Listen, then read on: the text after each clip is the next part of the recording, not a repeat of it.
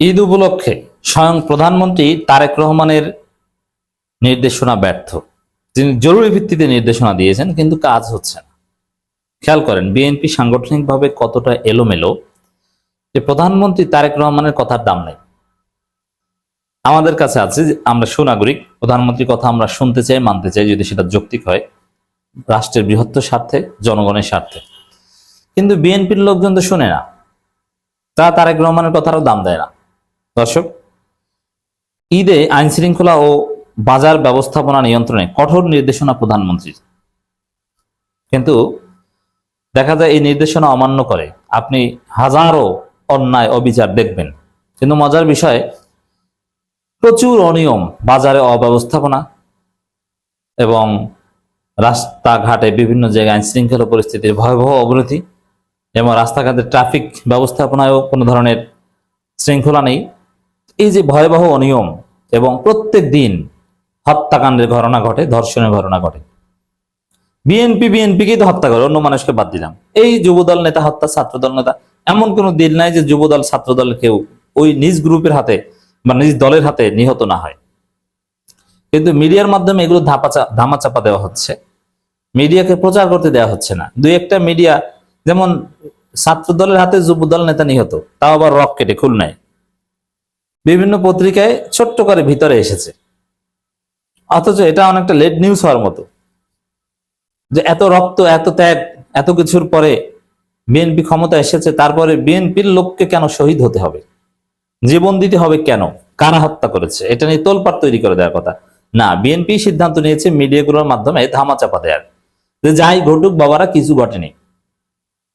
তো এই যে বাস্তবে আপনারা যারা রাস্তাঘাটে চলাফেরা করেন, চলাফেরা করে দেখেন, যারা ঢাকা থেকে গ্রামে যাচ্ছেন, অথবা যারা বিভিন্ন ব্যবসায়িক কাজকর্ম করছেন, কোথাও কোনো নিরাপত্তা নেই, সব জায়গায় শঙ্কা। ব্যবসায়ীরা ব্যবসা করবে, তার আম সালা সব চলে যায়।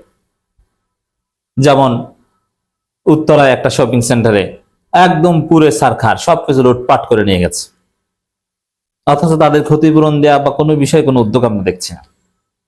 শহীদ মিনারে কন্টেন্ট ক্রিয়েটরকে হত্যা করা হয়। এরকম হাজারো অপরাধ প্রত্যেক দিন ঘটছে, কিন্তু মিডিয়াগুলো যথাযথভাবে প্রচার করছে না।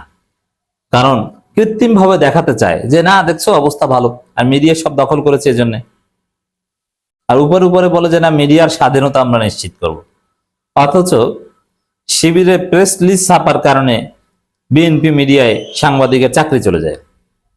তো দর্শক, এই ঈদ উপলক্ষে, যেহেতু ঈদ একটা চ্যালেঞ্জ, আর চ্যালেঞ্জটা আরো বেশি এ কারণে, গত বছর ইউনূসের সময় আমরা যে রোজা, যে ঈদ দেখেছি, এরকম রোজা ঈদ বাংলাদেশে 240 বছরের ইতিহাসে বিরল ছিল। এতটা স্বস্তির, এতটা আনন্দের, কারো মধ্যে কোনো ভয় নেই, কোনো শঙ্কা নেই।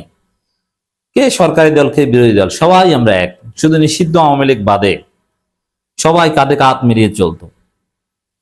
যে অমুক এলাকায় অমুকে যাবে, অমুকে তো ঢাকায় শিবির করে, জামাত করে, কিন্তু এলাকায় ক্ষমতায় বিএনপি, কি না কি বলে, কোনো আশঙ্কা ছিল না। কিন্তু এখন আশঙ্কা আছে যে কাকে নিয়ে কি, এবং বিভিন্ন জায়গায় থ্রেট দেওয়া হচ্ছে যে তুমি জামাত নেতা, ঢাকায় এলাকায় আসো। এটা চলছে। আর বিএনপির যে অপরাধ, চাঁদাবাজি একটুও কমে নেই। চাঁদাবাজির কথা যায়, আপনি জাস্ট গুলিস্তানে যান, ওখান থেকে মাঝে মাঝে আমি গাড়িতে যাই, নামি না সাধারণত, কিন্তু দেখি এবং জানি, আমার পরিচিত আত্মীয় অনেকে আছে ওখানে ব্যবসা করেন, অথবা মিরপুর 10 নম্বরে বিভিন্ন জায়গায় আপনি যান, 1 পয়সা চাঁদা কমে নেই।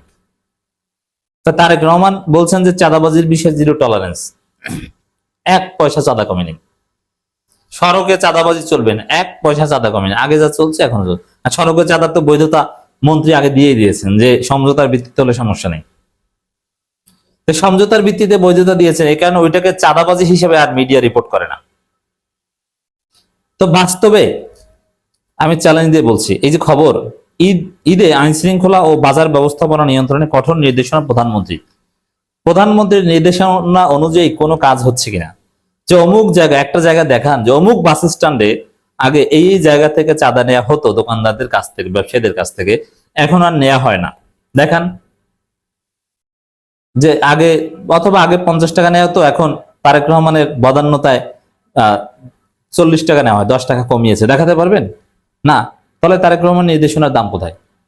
চাঁদাবাজি কমছে না, বাজার ব্যবস্থাপনা একটু দেখান যে বাজারে আগে এই বিশৃঙ্খলাটা ছিল, এখন এইটা নাই, দেখাতে পারবেন? না, পারবেন না। তাদের তারেক রহমান নির্দেশনা কোথায়?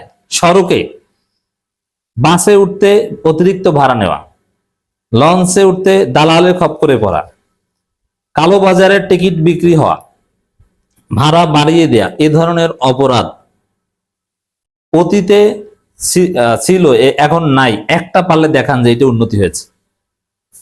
সবগুলো চলছে, তারেক রহমান নির্দেশনা কোনো ভ্যালু নেই। কিন্তু মজার বিষয়, যেগুলো কারা করছে, বাংলাদেশে এই মুহূর্তে যত অপরাধ হচ্ছে, সমস্ত অপরাধের 99.99% বিএনপি করছে। আর 0.00001% যেটা বিএনপির লোক করছে না, ওটাও বিএনপির পাওয়ার ব্যবহার করে কেউ নকল করছে। আওয়ামী লীগ করলে ওটার পেছনেও বিএনপি পাওয়ার আছে। এরপর 100% অপরাধ বিএনপির শক্তিতে হচ্ছে।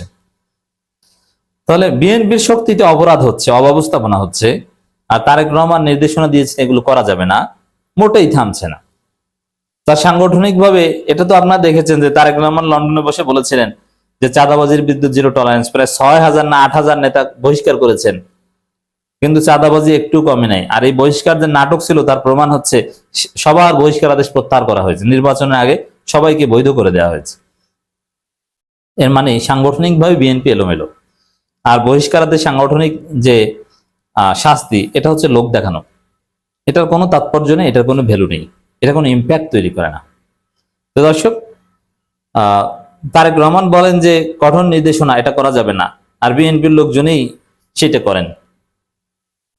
আসলে তারেক রহমান নির্দেশনা মানে হচ্ছে জামাতের লোকজন, যা প্রধানমন্ত্রী বলেছে আমরা এই কাজটা করব না, আমরা এই শৃঙ্খলাটা মানবো। জামাতের ব্যবসায়ী বা জামাতপন্থী কি হলো এটা মানে। জামাতের লোকজন হচ্ছে সুনাগরিক, তারা রাষ্ট্রের আইন মেনে চলে, ক্ষমতা যেই থাক সরকারের আনুগত্য করার চেষ্টা করে লিমিট পর্যন্ত, যতক্ষণ পর্যন্ত ন্যায়ের পক্ষে থাকে, সেটা আওয়ামী লীগ থাকলেও। তো এই জন্য দেখবেন যে জামাতের এই দিকটার প্রশংসা আওয়ামী লীগও করত। এদের ছুটিতে দেশের আইন শৃঙ্খলা পরিস্থিতি স্বাভাবিক রাখতে ও বাজার ব্যবস্থাপনা নিয়ন্ত্রণে সংশ্লিষ্ট মন্ত্রীদের বিশেষ নজরদারির নির্দেশ দিয়েছেন প্রধানমন্ত্রী তারেক রহমান। কিন্তু এই মন্ত্রীদের নজরদারির ফলে হচ্ছে যে মিডিয়ায় আসছে না, কিন্তু অপরাধের মতো চলছে। আর মন্ত্রীরা তো অপরাধকে বৈধতা দিয়ে আসছেন যে চাঁদাবাজি করো সমঝোতার ভিত্তিতে, অতএব বলেও কেউ ওটাকে চাঁদাবাজি হিসেবে পত্রিকা লিখবে না। একটা খবর দেখছি যে একজন বাস হেল্পার অনিয়মের কথা বলে দিচ্ছেন, তখন মালিক সমিতির একজনে তাকে ধরে নিয়ে গেছেন, তুই এগুলো বলো কারণ মিডিয়ার সামনে, মানে মিডিয়ায় বলা যাবে না। এটা হচ্ছে বিএনপির রাজনীতি।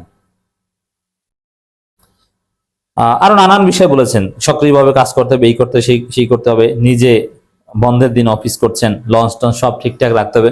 অথচ আগে যে অনিয়ম চলতো সব এখন চলছে, এবং বিএনপির হাত ধরেই চলছে। কথা বিশ্বাস না হলে মাঠে ময়দানে মিলিয়ে নেন।